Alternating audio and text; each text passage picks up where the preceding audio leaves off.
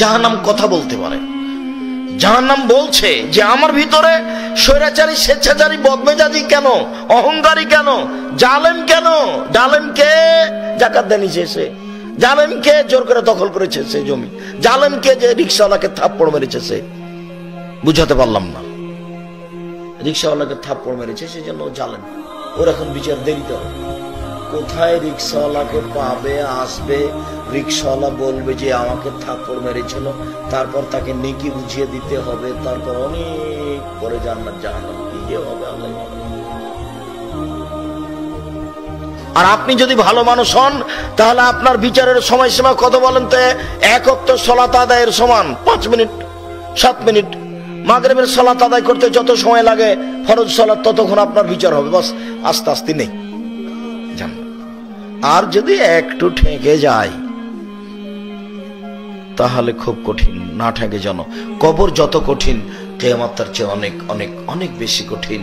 কি দিয়ে বুঝাই আমি আপনাকে কবর কত কঠিন। বিচারের মাঠে জাহান্নামীদেরকে জাহান্নামে নিক্ষেপ করা হবে আর বলা হবে, হালিম তালাক, জাহান্নাম তুমি কি পূর্ণ? জাহান্নাম তুমি কি পূর্ণ? তখন জাহান্নাম কথা বলবে, হালবি মসজিদ, আর কি কিছু আছে? জাহান্নাম এই বাক্যটা বলবে, আর কি কিছু আছে? তখন রব্বুল ইজ্জাতে কাদামাহু, আল্লাহ তাআলা নিজে তার পাকে জাহান্নামের মুখে ঢুকিয়ে দিবেন। জাহান্নামের কিছু অংশের মধ্যে ঢুকে একবারে চাপা লেগে থেকে যাবে আর বলবে, কত কত কত কত, যথেষ্ট যথেষ্ট যথেষ্ট, আর লাগবে না, আর লাগবে না। মানে জাহান্নামে যখন আল্লাহ পাটা ঢুকিয়ে দিয়েছেন তখন জাহান্নাম পূর্ণ হয়ে গেছে। তাহলে জাহান্নাম কথা বলতে পারে। একটু আগে জাহান্নাম বলল আর কি কিছু আছে, এখনই জাহান্নাম বলছে যে আর লাগবে না, আমি পূর্ণ হয়ে গেছি। জাহান্নাম কথা বলতে পারে। উল্লেখ্য যে আল্লাহর আকার আকৃতি আছে, এই কথাই ঠিক। এই ছেলে, তোমার হুজুর বলেছে যে আল্লাহর আকার আকৃতি নেই, আল্লাহ নিরাকার। দেখো পাটা ঢোকানোর কারণে জাহান্নাম চাপা লেগে গেল, জাহান্নাম ভর্তি হয়ে গেল। যদি পায়ের আকার আকৃতি না থাকে তাহলে জাহান্নাম ভর্তি হবে, পূর্ণ হবে কি দিয়ে? এক অংশ আর এক অংশের মধ্যে ঢুকে একবারে চেপা লেগে ছোট হয়ে যাবে, খাটো হয়ে যাবে কিভাবে? তার মানে আকার আকৃতি আছে। সম্মানিত দিনী ভাই বোন, ফাস্তাকাতিন নার ইলা রাব্বিহা, যখন জাহান্নামকে রেডি করা হয়েছিল তখন জাহান্নাম তার প্রতিপালকের কাছে অভিযোগ করেছিল, আল্লাহ আমার ভিতরের এক অংশ আর এক অংশকে ধরে খাচ্ছে, এইদিকের আগুন ঝাপটা মেরে এইদিকের আগুনকে ধরে খাচ্ছে, তুমি আমার ভিতরের শাস্তিকে একটু লাঘব করে দাও। তখন আল্লাহ তাআলা বললেন, ঠিক আছে, ফাওজানা বিল আফসাইন, জাহান্নাম আমি তোমার অভিযোগ মেনে নিলাম। 2টি শ্বাসের মাধ্যমে তুমি একবার শ্বাস ছাড়বে তাহলে পৃথিবী 6 মাস গরম থাকবে। জাহান্নাম তুমি একবার শ্বাস ধরবে তাহলে পৃথিবী 6 মাস ঠান্ডা থাকবে। অথবা জাহান্নাম তুমি ঠান্ডা এলাকা থেকে একবার শ্বাস ছাড়ো তাহলে পৃথিবী 6 মাস ঠান্ডা থাকবে। জাহান্নাম তুমি গরম এলাকা থেকে একবার শ্বাস ছাড়ো তাহলে পৃথিবী 6 মাস গরম থাকবে।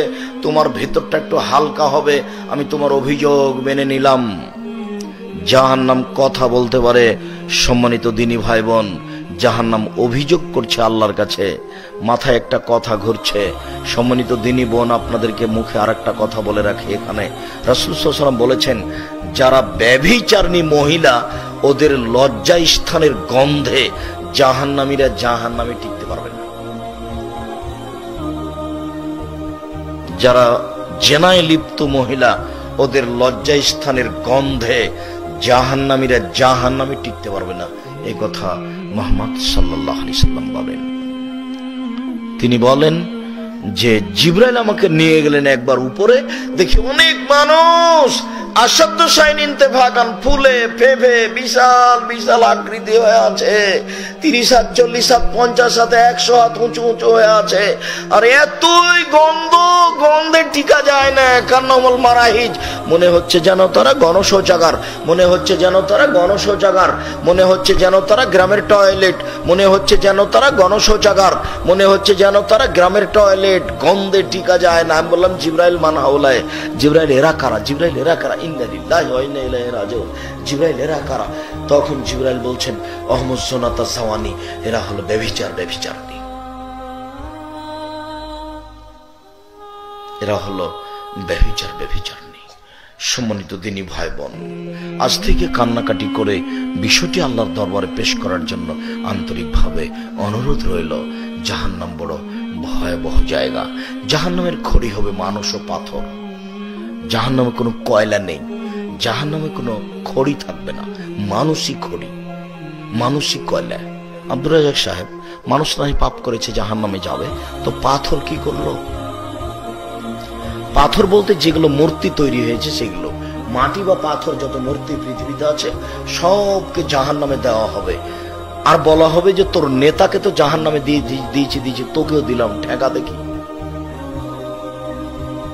এগুলো মানুষকে অপমান করার জন্য যত মূর্তি রাস্তাঘাটে দেখছেন, দেশে বিদেশে, পাবনা মেন্টাল হাসপাতালের পিছনে আছে ঠাকুর অনুকূল চন্দ্রের মূর্তি, সবকে জাহান্নামে দেওয়া হবে একে অপমান করার জন্য। আর আরেকটা হলো এই দিয়ে জাহান্নামের আগুন আরো ক্ষিপ্ত হয়ে উঠবে। এই জন্য জাহান্নামীদেরকে বেঁধে জাহান্নামে নিয়ে যাও, পিছন দিকে হাত বাঁধা থাকবে। আল্লাহ তাআলা বলেন, খুজুহু ফাগুল্লুহু সুমাল জাহিমা সাল্লুহু, এদের ধরো, এদের শিকলবন্দি করো, এদের টেনে হেঁচড়ে জাহান্নামে নিয়ে যাও। ধাক্কা দিয়ে ফেলে দিয়ে টেনে হেঁচড়ে জাহান্নামে নিয়ে যাওয়া হবে। আল্লাহ রাসূল বলছেন, সঙ্গী সাথী বলতে পারো মানুষকে পিছন দিক থেকে ধাক্কা মেরে জাহান্নামে নিক্ষেপ করে কি? সঙ্গী সাথী বলতে পারো মানুষকে পিছন দিক থেকে ধাক্কা মেরে জাহান্নামে নিক্ষেপ করে কি? সঙ্গী সাথী বলতে পারো মানুষকে পিছন দিক থেকে ধাক্কা মেরে জাহান্নামে নিক্ষেপ করে কি? এই কথা বলতে বলতে ফাঁকা জেলেছে নাও আল্লাহ রাসূল তার জিহ্বাটা ধরে নিয়েছেন। দেখো জিহ্বা মানুষকে পিছন দিক থেকে ধাক্কা মেরে জাহান্নামে নিক্ষেপ। রংপুর গাইবান্ধা পলাশবাড়ির মুজিবুর বিএসসি বলেছিলেন, আমি নিজে নিজেই জেলে যাব, আমার হাতে হাত কড়া দেওয়া লাগবে না।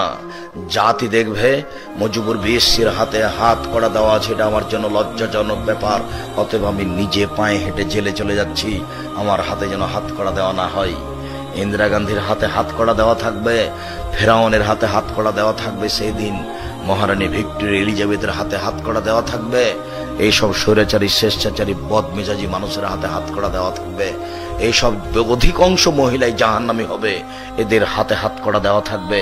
হাতে হাত কড়া দিয়ে পিছন দিক থেকে বেঁধে তাকে ধাক্কা মেরে জাহান্নামে নিক্ষেপ করা হবে।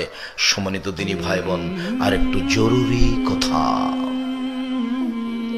জরুরি কথা যে রাসূল সাল্লাল্লাহু আলাইহি সাল্লাম বলেন, সিনফানে মিন আহলিল্লাহ নারাহুমা, দুই শ্রেণীর মানুষ জাহান্নামে যাবে, আমি তাদের দেখিনি। আমার উম্মতের দুই শ্রেণীর মানুষ জাহান্নামে যাবে, আমি তাদের দেখিনি। আমার উম্মতের দুই শ্রেণীর মানুষ জাহান্নামে যাবে, আমি তাদের দেখিনি। এক কওমুন মাহুম সিয়াতুন, এক শ্রেণীর মানুষ তাদের হাতে থাকবে লাঠি, কাজনাবিল বাকারে, গাভীর লেজের মতো, একদিক মোটা একদিক চিকন। কিছু লোক জাহান্নামে যাবে আমার উম্মতের, তাদের হাতে থাকবে লাঠি, গাভীর লেজের মতো, একদিক মোটা একদিক চিকন। এজরিবুনা বিহান, রাস্তা দিয়ে তারা মানুষকে মারবে। সরকারি লোকের হাতে এই লাঠি থাকে, সাথে সাথে যারা কলেজ বিশ্ববিদ্যালয়ে পড়ে তারাও লাঠি সংগ্রহ করে রাখে, চাবুক, যারা একদিক মোটা একদিক চিকন। এই লাঠি ব্যবহার করে যারা, তারা জাহান্নামে যাবে, এ কথা মুহাম্মদ সাল্লাল্লাহু আলাইহি সাল্লাম বলেন। তিনি বলেন, আরেক শ্রেণীর মানুষ হচ্ছে নিসাউন, মহিলা, কাসিয়াতুন, কাপড় পরে থাকে, আরিয়াতুন, উলঙ্গ। বাংলাদেশে যত স্কুল কলেজ আছে, আধুনিক অত্যাধুনিক স্কুল, এরা যে সব পোশাক পরে আছে মেয়েরা, এটা পোশাক নয়, এর অঙ্গ প্রত্যঙ্গ সবই বোঝা যায়। কে কেমন, কার অবস্থা কি, তার কার অবস্থা, শারীরিক অবস্থা কেমন, তার দিনের মতো সবাই দেখতে পায়। মাস্টার খুব ভালো করে বুঝতে পারেন তার শারীরিক অবস্থা কেমন, রাস্তাঘাটের লোক ভালোভাবে বুঝতে পারে তার শারীরিক অবস্থা কেমন, দেশবাসী বুঝতে পারে। এই পোশাক নয়। রাসূল সাল্লাল্লাহু আলাইহি ওয়াসাল্লাম বলছেন, নিসাউন, মহিলা, কাসিয়াতুন, কাপড় পরে থাকে, আরিয়াতুন, উলঙ্গ। মুমিলাতুন, ওরা পুরুষকে নিজের দিকে আকৃষ্ট করে, মায়লাতুন, তারা নিজের আকৃষ্ট হয়, তারা নিজের আকৃষ্ট হয়। লায়াত খোল্লা জাল্লা, এরা জান্নাতে যাবে না, জান্নাতে তো যাবে না, যাবেই না। ওলা ইয়াজিদনা রিহাহা, তারা জান্নাতের গন্ধ পাবে না। ফাইনা রিহাহা লা তুজাদু মিন মাসিরাতি কাদা বা কাদা, যে জান্নাতের গন্ধ এত দূরত্ব দূর থেকে পাওয়া যায়, এটা জান্নাত। এখানে একটা দ্রুতগামী ঘোড়া দৌড়াতে লাগলো, 1 বছর দৌড়িয়ে যত পথ যাবে, সেই পথের মাথায় যদি আপনি দাঁড়ান তাহলে আপনি জান্নাতের গন্ধ পাবেন। এই মহিলারা এই জান্নাতের গন্ধ পাবে না, জান্নাতে তো যাবে না, যাবেই না। এই পোশাকধারী, আবার অনেকে বোরকা পরেছে, ফ্যাশন ফ্যাশন বোরকা পরে আছে। এই মেয়ে, তোমার শরম হয় না কেন? তোমার স্বামী তোমাকে কিছু বলে না? তুমি এই ঢঙ্গের বোরকা পরেছো কেন? তুমি এরপরে আর কোনোদিন এই পোশাক পরবা না, তোমাকে বলছি। এই মেয়ে, তোমাকে বলছি, তোমার জন্য আমি এসেছি। তোমার স্বামী তো কাপুরুষ, তোমাকে কি বলবে? তোমার বাপ তো নিজেকে কোনোদিন বাপ মনে করেনি, পশু প্রাণীর মতো করে দিন কাটাচ্ছে, তোমার উপরে কোনোদিন ক্ষিপ্ত হয়নি। তুমি এই বোরকা পরে আছো কেন? ঢঙ্গের বোরকা, ফ্যাশন পোশাক পরে থাকো কেন? আজকের পর থেকে তুমি এই বোরকা আর কোনোদিন গায়ে তুলবো না, তোমাকে জরুরি ভাবে বলে যাচ্ছি। তুমি এই বোরকা আগুন দিয়ে জ্বালিয়ে দিও, ঢিলা ঢালা বোরকা পরো, অপর পুরুষকে দেখে নিজেকে চলো না, নিজেকে দর্শনধারী মনে করিও না। জাতি তোমাকে দেখুক, তোমার পোশাক দেখুক, এটা তুমি মনে করো না। যদি করো তাহলে তুমি জাহান্নামে চলে গেছো। ঢুকনি কেন? মরণী এই জন্য। মরলেই তোমার ফলাফল জাহান্নাম হবে। তোমাকে আমি সতর্ক সাবধান করছি। রাসূল সাল্লাল্লাহু আলাইহি সাল্লাম বলেন, এইসব মহিলা তো জাহান্নামে যাবে, যাবে না, এরা তো জান্নাতে যাবে না, যাবেই না। এরা জান্নাতের গন্ধ পাবে না, যে গন্ধ 1 বছরের দূরত্ব পথ থেকে পাওয়া যায়।